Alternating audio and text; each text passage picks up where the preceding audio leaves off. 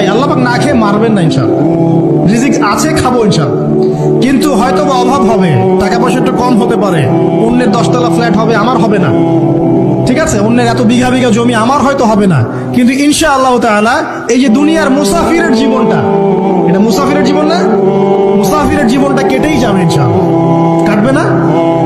যে কোনো ভাবে কেটে তো যাবেই ইনশাআল্লাহ। এই যে পরকালের জীবনটা একটা চেতনার শক্তি, জানেন?